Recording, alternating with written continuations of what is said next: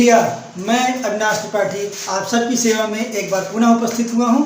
जैसा कि आपको पता है, हमारी पूरी टीम हमारे डायरेक्टर सर अशोक शुक्ला के मार्गदर्शन में आपके लिए नियमित कक्षाएं लेके आ रही है। इसी क्रम में मुझे जिम्मेदारी मिली है आपको इतिहास पढ़ाने की, और इस श्रृंखला में मैंने आपके लिए प्राचीन इतिहास की कक्षाएं लाना शुरू किया था।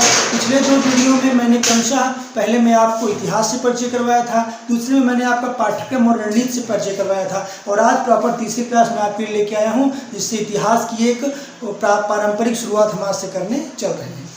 तो सबसे पहली बात हमको क्या पढ़ना है? इतिहास पढ़ना है। क्या पढ़ना है? इतिहास पढ़ना है। इतिहास शब्द को इंग्लिश में क्या कहते हैं? हिस्ट्री। क्या कहते हैं? हिस्ट्री। और ये जो हिस्ट्री शब्द है ये निकल के आया हिस्ट्रिया शब्द से। किससे? हिस्ट्रिया शब्द से। ये ग्रीक वर्ड है। कैसा वर्ड है? ग्रीक वर्ड है, जिसका हिंदी में अर्थ होता है अनुसंधान। क्या होता है? अनुसंधान। और ये जो हिस्ट्री है, हिस्ट्री का फादर किसे कहा जाता है? यानी प्रश्न है, father of history. Father of history तो हेरोडोटस को कहा जाता है, हेरोडोटस। तो ध्यान देंगे, प्रश्न आएगा सबसे पहला, इतिहास को इंग्लिश में क्या कहते हैं? हिस्ट्री। हिस्ट्री शब्द का जन्म हुआ है हिस्ट्रिया नामक ग्रीक वर्ड से, और इसका हिंदी में अर्थ होता है अनुसंधान। और फादर ऑफ हिस्ट्री किसे कहा जाता है? हेरोडोटस को। एक परंपरा रही है, कोई भी विषय पढ़ने से पहले उसके फादर को जानना ही सबसे बड़ा मुख्य तथ्य माना जाता है। तो एक प्रश्न आप यहाँ से जानेंगे, इसलिए हम ज़्यादा समय नहीं देंगे, क्योंकि हमको पढ़ना है भारत का इतिहास। किसका इतिहास पढ़ना है हमको? भारत का इतिहास। तो ध्यान देंगे, इतिहास में हमको क्या पढ़ना है? भारत का इतिहास। क्या पढ़ना है? भारत का इतिहास। अगर हम पढ़ने चल रहे हैं भारत का इतिहास, तो हमको पता होना चाहिए कि भारत शब्द यानी इस भूखंड का जिसका इतिहास हम पढ़ने चल रहे हैं, इस क्षेत्रफल का जिसका नाम भारत है, उसका नाम भारत कैसे पड़ा, या इसके अन्य कौन कौन से नाम हैं। तो पहला ही जो चैप्टर आज मैं शुरू करने चल रहा हूँ टॉपिक, उसका नाम है भारत का नामकरण। क्या नाम है? भारत का नामकरण। कौन कौन से भारत के नाम हैं और किन आधार पर ये नाम पड़े हैं, मैं आज आपको इसका एक परिचय दूंगा। तो ध्यान देंगे, आप सबसे पहले ये जो इतिहास शब्द है, इसको अगर हम भारतीय परिप्रेक्ष्य में देखेंगे तो इतिहास शब्द सबसे पहले अथर्ववेद में आता है। किस वेद में? अथर्ववेद में। 4 वेद हैं, आगे पढ़ाऊंगा। तो अथर्ववेद में सबसे पहले किस शब्द का वर्णन है? इतिहास शब्द का। इतिहास में हम क्या पढ़ेंगे? भारत का इतिहास। इसके अंतर्गत हम क्या जानेंगे कि भारत का हम क्या पढ़ेंगे आज? नामकरण। क्या पढ़ेंगे? भारत का नामकरण। तो आप जानते हैं हमारे भारत को किन किन नामों से जाना जाता है? भारत, भारतवर्ष, इंडिया, सिंध, इंडस, जम्बूद्वीप, इनतू आदि नामों से जाना जाता है। मैं आपको एक एक करके सभी नामों और सभी नाम बताऊंगा, और ये नाम क्यों और कैसे पड़े ये बताऊंगा। तो आइए शुरू करते हैं। हम लोग पहला ही टॉपिक जिसका नाम है हमारे देश का नामकरण कैसे हुआ। अब यहाँ हम देखेंगे क्या? भारतीय महाद्वीप। भारतीय महाद्वीप। भारतीय महाद्वीप लगभग ऐसे है हमारा भारत, ऐसे है हमारा भारत लगभग। तो ध्यान देंगे, भारतीय महाद्वीप किस आकृति में है? इसका पहला उत्तर निकल के आता है, हमारा भारतीय महाद्वीप त्रिभुजाकार है। कैसा है? त्रिभुजाकार। ध्यान दे रहे होंगे, लगभग त्रिभुजाकार आकृति है इसकी। दूसरा, यह धनुषाकृत आकृति में है। किस आकृति में है? धनुषाकृति। देखिए, लगभग इसे धनुष तान दिया गया है, वैसे है लगभग नहीं। हमारा भारतीय महाद्वीप त्रिभुजाकार है, इसकी आकृति कैसी है? धनुष की आकृति का हमारा भारतवर्ष है। तो भारतवर्ष को अन्य किन नामों से जाना जाता है? आइए देखते हैं। पहला नाम जो हमारे भारतवर्ष का है उसको कहते हैं पहला, दूसरा, तीसरा, चौथा और पांचवा। तो देखेंगे, पहला नाम जो हमारे भारतवर्ष का निकल के आता है वो क्या है? भारतवर्ष। क्या नाम है पहला? भारतवर्ष। भारतवर्ष। दूसरा, इंडिया। दूसरा, इंडिया। तीसरा, जम्बूद्वीप। क्या नाम है? जम्बूद्वीप। चौथा, इन ऐसे या तो ऐसे, इन तू। क्या? इन तू। और दूसरा, सिंध। सिंधु या इंडस, सिंधु या इंडस। ये क्रमशः भारत के नाम कौन कौन से हैं देखेंगे, भारतवर्ष, इंडिया, जम्बूद्वीप, इंदु, और एक नाम हमारा आता है क्या, इसको बोलते हैं हिंदुस्तान। क्या बोलते हैं, हिंदुस्तान। तो आइए अब एक एक पे चर्चा करते हैं कि कौन सा नाम किन कारणों से हमारे देश का पड़ा। पहला नाम क्या है, भारतवर्ष। क्या नाम है पहला, भारतवर्ष। ध्यान देंगे, भारतवर्ष नाम पढ़ने के दो साक्ष्य हैं। पहला साक्ष्य आप जानते हैं, हमारे यहाँ चक्रवर्ती, भारत के पहले चक्रवर्ती सम्राट थे भरत, यानी एक भरत वंश था जिसके राजा थे भरत, उनके नाम पर हमारे भारत देश का नाम क्या पड़ता है, भारत। तो पहला भारत वंश के चक्रवर्ती सम्राट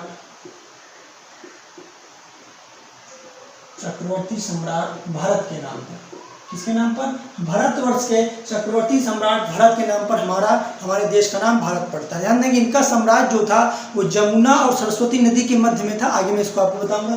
फिर दूसरा नाम भारतवर्ष नाम पढ़ने क्या है, हमारे जैन तीर्थंकर थे। कौन थे, जैन तीर्थंकर।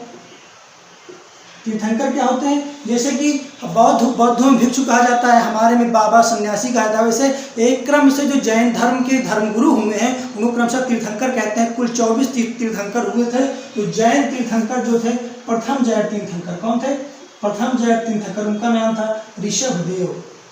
क्या नाम था, ऋषभदेव। और ध्यान देंगे, इनके पुत्र थे, क्या थे, इनके पुत्र थे जिनका नाम था भरत। क्या नाम था, भरत। देखिए, जो जैन साहित्य है हमारे देश में, जैन धर्म का जो साहित्य है वो ये कहता है कि जैन तीर्थंकरों में प्रथम तीर्थंकर जो ऋषभदेव हैं, उनके पुत्र कौन है, भरत। इनके नाम पे हमारे देश का नाम क्या पड़ता है, भारतवर्ष या भारत। और हमारे और साक्ष्य क्या कहते हैं कि भारतवंश जो कि भारतवंश के चक्रवर्ती सम्राट भरत के नाम पे हमारे देश का नाम क्या पड़ता है, भारत पड़ता है। फिर अगला मतलब इंडिया। क्या, इंडिया। ध्यान देंगे, सर्वप्रथम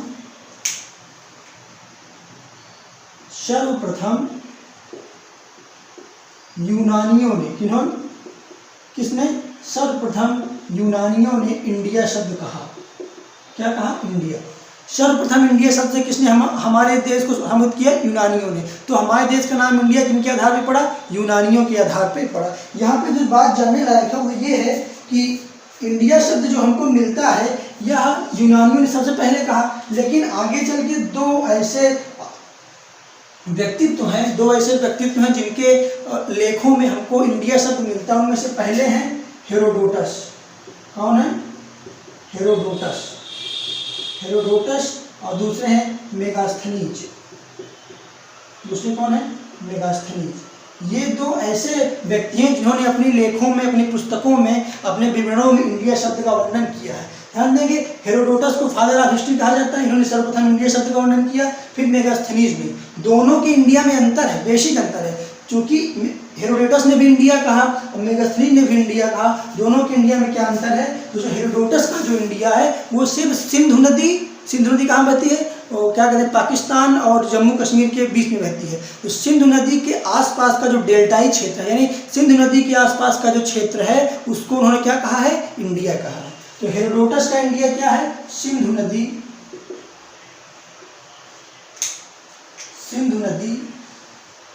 व उसका डेल्टाई क्षेत्र। तो ध्यान देंगे, सिंधु नदी और उसका डेल्टाई क्षेत्र क्या है, इंडिया है। किसने कहा, हेरोडोटस ने। लेकिन मेगास्थनीज ने संपूर्ण भारतीय महाद्वीप, संपूर्ण भारतीय महाद्वीप को क्या कहा, इंडिया कहा है। तो कोई पूछेगा हेरोडोटस के इंडिया और मेगास्थनीज के इंडिया में क्या अंतर है, तो आप कहेंगे कि जो हेरोडोटस का इंडिया वो केवल सिंधु और इसके डेल्टाई क्षेत्र को कहते हैं, लेकिन मेगास्थनीज का इंडिया संपूर्ण भारतीय उपमहाद्वीप को कहा जाता है। समझ पाए होंगे। अगला क्या है, जम्बूद्वीप। क्या कहेंगे, अगला क्या है, जम्बूद्वीप। अब देखिए, एक वृक्ष होता है, इसको क्या बोलते हैं, जम्बू बोलते हैं। क्या बोलते हैं, जम्बू बोलते हैं। तो जम्बू वृक्ष पाए जाने के कारण जम्बू वृक्ष पाए जाने के कारण, यानी यहाँ पे जम्बू वृक्ष पाया जाता, हमारे यहाँ जम्बू एक पेड़ होता है वो पाया जाता था, इस आधार पर क्या कहा गया, जम्बू द्वीप कहा गया। साथ ही दूसरा कारण क्या है, इसका वर्ण कहा था, पुराण व अशोक के अभिलेख में, पुराण व अशोक अभिलेख में, ध्यान देंगे जम्बू द्वीप हमारे यहाँ जम्बू वृक्ष पाया जाता है इसलिए, और पुराणों और अशोक के अभिलेखों में भी भारत को क्या कहा गया है, जम्बू द्वीप कहा गया है। ध्यान देंगे हमारे पुराणों में कुल 7 महाद्वीपों का वर्णन है, इन्हीं 7 महाद्वीपों में एक द्वीप कौन सा है, जम्बू द्वीप। यानी पुराणों में हमारे जो है जो 7 महाद्वीपों की कल्पना दी गई है उसमें से एक द्वीप कौन सा है, हमारा जम्बू द्वीप है। तो पुराणों में कुल 7 महाद्वीप बताए गए हैं, कितने महाद्वीप, 7 महाद्वीप, इसी में से एक महाद्वीप क्या है, जम्बू द्वीप, क्या है, जम्बू द्वीप। अगला है इंतु, ध्यान देंगे इंतु नाम से आपको पता चल रहा होगा ये नाम चीनियों द्वारा दिया गया है, किसके द्वारा, चीनियों द्वारा। तो चीनियों द्वारा, चीनियों द्वारा, तो ध्यान देंगे इंतु नाम किसने दिया, चीनियों ने दिया। चीनी यात्री जो हमारे यहाँ आते थे, चीनी साहित्यों में प्राचीन काल में हमारे भारत में क्या कहा गया है, इंतु कह के संबोधित किया गया है। ध्यान देंगे चीन से एक यात्री आया था हमारे यहाँ, उसका नाम है हुएन सांग, क्या नाम है, हुएन सांग। अब आप हमको कमेंट करके बताएंगे कि हुएन सांग किसके शासनकाल में भारत में आया था। ध्यान देंगे हुएन सांग ने अपनी पुस्तक में भारत को क्या कहा है, हुएन सांग की एक पुस्तक है, पुस्तक का नाम ये आप हमको कमेंट करके बताएंगे, और हुएन सांग की पुस्तक का क्या नाम है, हुएन सांग किसके शासनकाल में आया था। तो ध्यान देंगे इंतु चीनियों द्वारा कहा गया है, हुएन सांग ने अपनी पुस्तक में भारत को क्या कहा है, भारत को उन्होंने कहा है इंतु। अब देखिए सिंधु या इंडस, सिंधु इंडस के देखिए जितने भी बाहरी लोग थे भारत के अलावा, वो सर्वप्रथम जो भारत के संपर्क में आए वो सिंधु नदी के क्षेत्र में आए। किस नदी के क्षेत्र में आए, सिंधु नदी के क्षेत्र में आए। इसीलिए यूनानी हो या अन्य लोगों ने भारत को सबसे पहले क्या कहा, सिंधु या इंडस कह के संबोधित किया। तो यहाँ से क्या बात निकल के आती है कि सबसे पहले हमारे देश को सिंधु और इंडस कहा गया, क्यों, क्योंकि बाहर वाले सभी जो थे वो पहले सिंधु नदी के क्षेत्र में ही आते थे। तो ध्यान दें प्रथम बार सिंधु नदी के संपर्क में, सिंधु नदी के संपर्क में आने के कारण तो सिंधु और इंडस क्यों कहा गया, प्रथम बार सिंधु नदी के संपर्क में आने के कारण बहुत सारे साहित्यकारों ने लिया को इंडस या सिंधु कहा है। इसी सिंधु से शब्द क्या निकलता है, हिंदू निकलता है। इसी इंडस से क्या शब्द निकलता है, इंडिया शब्द निकलता है। अगला क्या है, हिंदुस्तान, जो कि सर्वाधिक फेमस है, आज हम हमारे आपके बीच में देखेंगे। हिंदुस्तान शब्द कहाँ से निकल के आता है, इसके बारे में जानेंगे आप कि हिंदुस्तान शब्द जो है ये हिंदू शब्द से निकल के आता है। किस शब्द से, हिंदू शब्द से निकल के आता है। सिंधु शब्द जो है, ध्यान देंगे सबसे पहले शब्द क्या आया, सिंधु, क्या आया, सिंधु। सिंधु से शब्द क्या निकल के आया, हिंदू, क्या निकल के आया, हिंदू। और हिंदू से क्या निकल के आया, हिंदुस्तान। चूंकि सा को हा बुलाते हैं, जो कि यूनानी लोग हैं, भारत से बाहर वाले थे जो प्रथम बार आए भारत में, वो सा को हा बुलाते थे, वो हा को सा बुलाते थे। तो हिंदू को उन्होंने सिंधु को हिंदू बोल दिया, और क्या करके सिंधु शब्द से निकला हिंदू, हिंदू से क्या निकला, हिंदुस्तान। तो ये था। अगला एक नाम और आता है जो कि बहुत फेमस है, उसका नाम है भारतवर्ष। क्या है, भारतवर्ष, भारतवर्ष एक नाम हमारे देश का क्या है, भारतवर्ष। ध्यान देंगे खारवेल के हाथी गुम्फा, खारवेल के हाथी गुम्फा अभिलेख के हाथी गुम्फा अभिलेख में भारतवर्ष क्या शब्द लिखा है, भारतवर्ष नाम कहाँ से पड़ता है, एक खारवेल शासक था, उसका एक अभिलेख है हाथी गुम्फा अभिलेख, आगे मैं इसको डिटेल में बताऊंगा।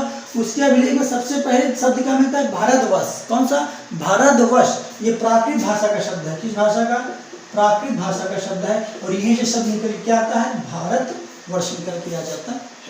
ये मैंने आपको बताया कि किस आधार पे हमारे देश का नाम भारत पड़ा। तो यहाँ से आप लोग अपनी समझ को विकसित करेंगे। क्यों? क्योंकि भारत के बहुत सारे नाम हैं, कौन नाम कहाँ से निकल के आ रहे हैं ये जानेंगे आप हमारे साथ। देखेंगे अभी अभी सुप्रीम कोर्ट में एक पिटीशन दाखिल हुआ था, एक याचिका दाखिल की गई थी, जिसमें कहा गया था कि भारत को इंडिया ना कहकर के सिर्फ भारत कहा जाए। ये करंट का मुद्दा है, आप इससे अपडेट होंगे थोड़ा सा। अब मैं आपको रिकैप करवाता हूँ। हम पढ़ेंगे भारत का नामकरण। पहला नाम का है हमारा भारतवर्ष। क्या नाम है? भारतवर्ष। तो भारतवर्ष के बारे में कुल 3 चीजें जानेंगे। भारत वंश के चक्रवर्ती सम्राट भरत के नाम, इसका क्या नाम पड़ता है? भारतवर्ष। जैन तीर्थंकर, जो प्रथम जैन तीर्थंकर थे ऋषभदेव, उनके पुत्र हैं भरत, उनके नाम पे क्या नाम पड़ता है? भारत नाम पड़ता है। ये जैन साहित्य कहता है। तीसरा भारतवर्ष नाम खारवेल के हाथी गुम्फा अभिलेख में सबसे पहली बार भारतवर्ष लिखा हुआ मिला। ध्यान देंगे ये जैन प्रमाण है, लेकिन सबसे लिखा कहाँ मिला है? भारतवर्ष। खारवेल के हाथी गुम्फा अभिलेख में भारतवर्ष, कौन शब्द? भारतवर्ष प्राकृत भाषा का शब्द लिखा मिला है। सॉरी, अगला शब्द इंडिया। इंडिया सर्वप्रथम यूनानियों ने कहा। किन्होंने कहा? यूनानियों ने कहा इंडिया। 2 लोगों ने इसका वर्णन किया, किसने? हेरोडोटस ने और मेगास्थनीज ने। हेरोडोटस के इंडिया में सिर्फ सिंधु नदी और उसके आसपास का डेल्टाई क्षेत्र शामिल है। सिंधु नदी कहाँ है? जम्मू कश्मीर और पाकिस्तान वाले एरिया में बहती है। जबकि जो मेगास्थनीज का इंडिया है वो संपूर्ण भारतीय उपमहाद्वीप का क्या है? का प्रचलन को बताता है। यानी उनका जो इंडिया का वर्णन है वो संपूर्ण भारतवर्ष को क्या करता है? बताता है। फिर अगला क्या है? जम्बू द्वीप। हमारे यहाँ जम्बू नामक एक वृक्ष पाया जाता था। जम्बू, उसके नाम पे क्या पढ़ दिया गया? जम्बू द्वीप, क्योंकि यहाँ पे क्या मिलता है? जम्बू मिलता था, इसलिए पढ़ दिया। दूसरा, पुराणों और अशोक के अभिलेख में, पुराणों में और अशोक के अभिलेख में भारत देश का नाम क्या कहा गया है? जम्बू द्वीप कहा गया है। ध्यान देंगे जम्बू द्वीप 7 महाद्वीपों में से एक है, और इन 7 महाद्वीपों का वर्णन कहाँ है? पुराणों में। यानी पुराण में कुल 7 महाद्वीप की कल्पना की गई है, जिसमें से एक महाद्वीप कौन सा है? हमारा जम्बू द्वीप है। फिर इंतु या इंतु, देखिए इंतु शब्द चाइनीज है। चीनियों द्वारा भारतवर्ष को क्या कहा गया? इंतु शब्द दिया गया। कौन शब्द दिया गया? इंतु शब्द दिया गया। और ह्वेनसांग ने अपनी पुस्तक में भारत को क्या लिखा है? इंतु लिखा। फिर सिंधु या इंडस। क्यों हमारे भारत को सिंधु और इंडस ही का संबोधन दिया जाता है? क्यों? क्योंकि भारत में ऐसे है, भारत में प्रवेश करने का द्वार यही है। खैबर दर्रा, बोलन दर्रा, इसी से कोई भी भारत में प्रवेश करता है। इस तरफ तो पूरा समुद्र है। तो यहाँ जो लोग प्रवेश करते हैं सबसे पहले सिंधु नदी के ही वो क्या? सिंधु नदी के संपर्क में आते हैं, इसलिए उन्होंने क्या कह दिया? सिंधु और इंडस। इसी इंडस से एक शब्द निकलेगा क्या? इंडिया। इंडिया।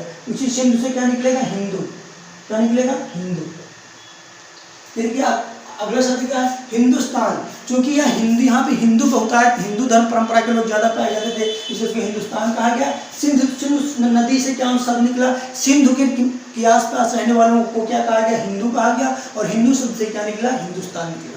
तो मुझे उम्मीद है आप इस टॉपिक को समझ पाए होंगे। और सर्वप्रथम इतिहास शब्द का उल्लेख कहाँ होता है? तो सर्वप्रथम इतिहास शब्द का उल्लेख होता है भारतीय परिप्रेक्ष्य में देखेंगे तो अथर्ववेद में, और हिस्ट्री शब्द का प्रथम प्रयोग हेरोडोटस ने अपनी पुस्तक हिस्ट्रिया में किया है। तो आज की क्लास में मैंने आपको भारत के नामकरण का इतिहास बताया है। कल समय आपको भारतीय इतिहास के स्रोत क्या है, कहाँ से भारतीय इतिहास हमको पढ़ने को मिलता है, भारतीय इतिहास का संकलन हम कहाँ से करते हैं, कहाँ से भारतीय इतिहास की जानकारी हम पाते हैं, ये मैं आपको बताऊंगा।